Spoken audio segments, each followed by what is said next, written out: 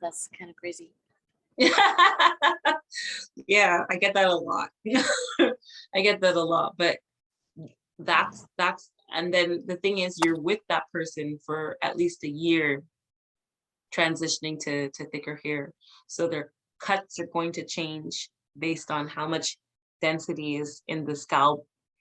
Their products are going to change based on how much the hair is going to retain water when more hair is on there. Their regimens will change, their treatment plans will change. And so it's not one size fits all. And when we start putting people just in that narrow boxes, it's really hard to change course correct, right? But Yes. because of the systems that we created at the salon, you have to ask these questions. You have to make your analysis before you head to the sink.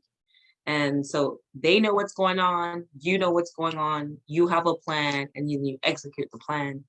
And then the client leaves more confident, less cortisol production because they're not afraid of being discontented when they leave. They're not afraid of not knowing what to do, what's going on with their hair. All of that stress release is what we need for our clients at the end of the day. So everything is built around helping traumatized clients reduce their cortisol production, keep a balanced pH on their scalp, have less stress, know exactly what's going on, have a plan. Right. Future. So they know how many times they have to wash their hair. They know how many times they have to come back for a treatment. They're more prepared to take on this challenge by themselves because they know they have help, and when they feel like they're being helped, completely changes their experience with their hair. And that includes kids. Like, imagine if your scalp is so itchy that you have to put it in a ponytail to lower the blood circulation so you feel less your scalp so you can concentrate in your classroom. Like, imagine you want to itch but you're embarrassed, and so you are dealing with this itchiness. You go to the bathroom and you just rake at your scalp, and then you have and scar tissue and your scalp is bleeding because of this itchiness. Like, kids don't have the same adult behavior of knowing how to feel or suppressing their feelings. And then you want to get this in the butt early. You want them to know how to maintain this early on so that they don't have these issues growing up. They're like, okay, I know how to maintain my hair. Now, if I want this style, I know how to maintain it after having that style. I know what my hair needs after the fact. I'm not just going through the motions. I'm gonna give myself a bacterial infection on purpose and not by accident. Wow, that's amazing that there's something for everyone. Like even psoriasis too. Absolutely. Psoriasis is a hormone linked to hormones and stress. It's part of our 6-step process of analysis. So psoriasis happens when your zinc production in your body has gone down because of the environment. So let's say the weather's changing now. My eczema is starting. So I already know that eczema is linked to psoriasis as well. It's part of the same family. So I already know I have to increase my zinc productions because my body is saying, oh no, I need reserve somewhere else because I have to maintain the fat in your body because you're going to die because my DNA has not acclimatized to Canada or at least to winter and to fall. So once those kinds of things, and then it's also linked to stress. So once you fix your zinc production, when you fix your also vitamin D production in your body, then you can have psoriasis internally. You're going to obviously change the way you wash your hair. You're going to be exfoliating way more often. to make sure that, there's no dead skin cells that build up. And then when you dry your scalp with heat, you're able to control the inflammation and the bacteria that causes psoriasis. All my psoriasis clients do not have psoriasis anymore. Wow. That's amazing. That's amazing. Yeah, no, it's great when you can help and it solves issues, and you don't have to return back to those issues. And the thing is, because they have to go home, and they usually go home to a family, and that family also will have the same triggers. That's bodily hormonal response, which causes psoriasis. They'd be able to fix that without it getting out of hand. Ooh, yeah, that's true. So for the ones out there, if you have psoriasis or any scalp problems, just do it now. Just get, get a Yeah, and don't use like chemical shampoos that are drying that cause secondary effects. Yeah. Ayurvedic How do they medicines. look for it? How do they look for what's good or what's not good? There's no Well, book for that. you don't want, let's say, a sulfate that's linked to a heavy metal, like magnesium sulfate, ammonia sulfate. These are very, very toxic words. If obviously there's apps that help you purchase like the cleanest products. Ooh, what's a good app that you recommend? I don't use these apps because I know how to read ingredients, but there are clean apps. You just have to Google research those things. I do not use those things because I know how to read ingredients. Oh, they're cute dog.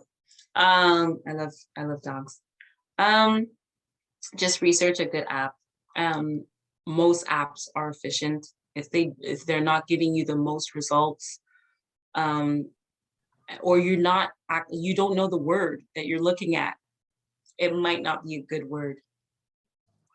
And when you look at that word individually by yourself, everyone has smartphones now. It's quite easy to Google a word, and then you'll know what is it. And if it doesn't come from a plant, or if it's not water, might not be the greatest thing. Yeah, because there's so many ingredients in one shampoo bottle sometimes. And exactly. And also color. We have to talk about color. Color with ammonia, PPD, PPT. It's unhealthy, and a lot of hairdressers have lost their lives to cancer because of breathing in ammonia all the time. Right? So it's the ammonia, not so much the peroxide, not so much the, the actual, the rest of the chemicals. It's more so that it's the ammonia, the PPD, and the PPT. Right. And there's actually a sister name for the PPD as well. So it's the M. I just forgot the name right now. Anyway, yeah. There's some other names are same thing. When they say no PPD, they have something like a sister or a cousin of PPD. So we have to be. And it's PPT. Sorry? The cousin is PPT. PPT, yeah. Exactly. Yeah. Yeah. And those ingredients also cause inflammation, also build the body up with toxins. If your body is too busy fighting those toxins and not metabolizing the food, not rebalancing your hormones for the weather, because it's too distracted trying to metabolize all those toxins that are building up in the body. Right? So we need to lower the amount of toxins that we're surrounded by, either by breathing it in or by putting it directly on our skin or on our scalp.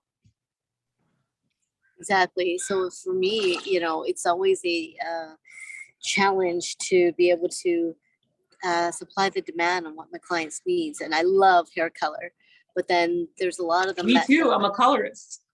Yeah. And I didn't become a colorist until they found me a good line that I was not going to get cancer by, because I refused to put my health at risk for anybody. and and I didn't think they should do it either. Obviously, I had to find the appropriate way to color because I couldn't use the same techniques coming out of these schools. So my colors could last longer, so I didn't have to see them every 2 months because I just don't have that kind of time, and I want it to last the longest. And I Yeah, wanted even using the gray hair as lighted hair instead of trying to over pigment it and use like the more the pigment is, the more toxins is in the product, that's right. You say the dark, right? right? The black Like or dark the brown. black, exactly. You can't find me a client that I still color their hair and their hair is black. I stay away from it as much as possible. People who want heavy pigment in their hair because I just try to comfort them and say how beautiful their gray hair is. I've transitioned many people to gray hair. I Yes, like the I could understand it could brighten up your face, but there's a way of incorporating your gray hair. totally. I really believe that. And they call gray the new blonde these days anyway. And I Yeah, love that for them. I love that for them.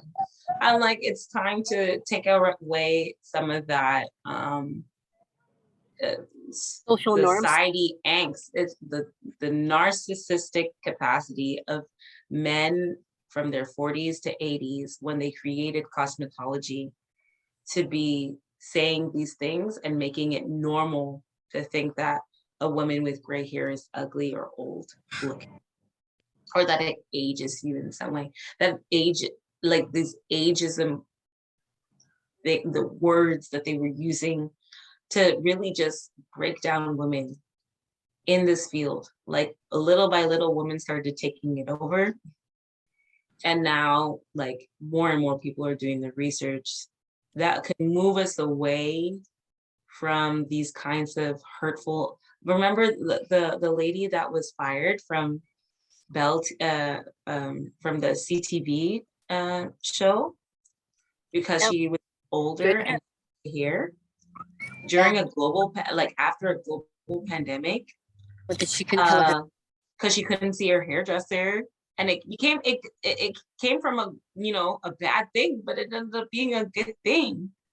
And now all these organizations coming out, these companies saying that gray hair is beautiful, and also our number one clientele, like these women with these things have like are our clients. We cannot just like you can't do that no more. And Yeah, things have changed because women are able to work, women are able to make their own money and spend how they see fit. And that required a lot of time yeah, for us to get into the position that we are in now. And I think everything happens for a reason. definitely. I mean, when I first heard about that story, that she got fired, I'm like, this is going to be a big deal because more and more women that I know, like, and I've also just like you transitioned to gray, it's like it's just beautiful, and I think this is going to be the a trend, not the trend, but a trend. And there's actually a movie on that too, um, a documentary about that stuff. I think it Lorraine was. Massey, actually, when she left Diva Curl, she became a consultant for helping women transition to gray hair, Wow, yeah, it's right? totally. It is She totally was so on. passionate about this, and this was like at least a decade, no, not a decade, at least like 6 years now that she's been exclusively doing the work to helping women transition to gray hair or cutting off their hair. Where is she? She was in New York. The last time I seen her page, she was in Australia, doing a workshop over there. And she's a pioneer. Like plenty of curly girls in the Caucasian community would not be curly if it wasn't for her, right? Especially in New York. All the Sarah, Patrick, Sex and the City girls. And then she expanded it to include obviously Latinos. Black people are a little bit, slower to come because even in my culture, we didn't see ourselves as having curly hair. Oh, wow. Yeah. exactly. And we'd be like, oh, where does the curls come from when we have a child with a person that is white, like, or with a person that's like, where are their curls coming from? I don't know. But obviously the curls come from us. But even us, it was hard to convince people that their hair could be curly. So with the afro hair, is it not considered curl? They just call it afro, or Well, afro is picked out hair. So when we comb our hair, when we pass our hands through our hair, in order to remove it, exactly, that's called an afro. So it's picked out, combed out hair. yes, for me, I When call that a type of curl, though. Yeah. but you have to imagine it was cultural. We've been relaxing our hair as a culture for a while in order to help us assimilate, in order to make some people feel less threatened by us, right? In Yeah, order to get a job, in order to be a lawyer, a doctor, in certain industries that want you to look a certain way. If not, they can't respect you. exactly, and that's what I would love to create more demand for, is just to be able to get out of those social norms. It's we've just been taught a certain way, and now we can reteach ourselves to be able to honor ourselves for who we are, how we look, what's natural in us, and your friend as well, and people down the road. It's like, okay, just start to see things differently. It's a totally different perspective. It's still hair, they're still beautiful, it's just they have gray hair, or they have afro hair, or this type of color of skin. It's just like the I think more and more people are being more inclusive now, which is really beautiful and part of inclusive on purpose. Right. Sorry? Inclusive on purpose. Yeah, exactly. Inclusive, right? Because before we might have been inclusive, but we weren't trying to understand what everybody else is going through in order to come up with a solution that helped the people that were around you. More conscious of who you, the people that you keep around you. It's like, I have no friends that are outside of my ethnicity. Like, and I live in a diverse city. Like, I should be able to make friends with everybody. I need to know other people, other types of people. If not, I will carry around stereotypes, which is normal, which is absolutely normal. We live in this society was built on social norms of certain people. We've been taught and educated in school systems that don't teach about pH of the scalp to prevent lice. Like, lice is still something that's a thing in 2022, just because people do not dry heat their hair. That's crazy. You understand? Like, bacterial infections that lice could cease to exist, but it makes multi-million dollars. Well, and that is our industry. Our beauty industry is a multi-million-dollar and billion-dollar industry. And that's why, if we could put our time and energy and money, whatever, our finances, resources, into being able to fly to Mars, we could really be able to have natural hair color. We could be beautiful without having to use chemicals on our skin, on our scalp, and that's really the focus and intention of what we're talking about here, why we're doing what we're doing, right? Why we're so passionate about it, why we do podcasts about it, why we try to talk about it as much and as wide and as inclusive as possible. And why I dedicated 10 years of my life in order to make sure that everyone was included in my research, and that no one was left out and no problem was left uncovered because it was too embarrassing to talk about, or too complicated, because everything can be deduced, everything can be simplified, and everyone could learn. It's just at a different pace. Definitely, and there's an answer to everything, and there's a perspective that we can shift and change. Definitely, and it comes from a place of connection.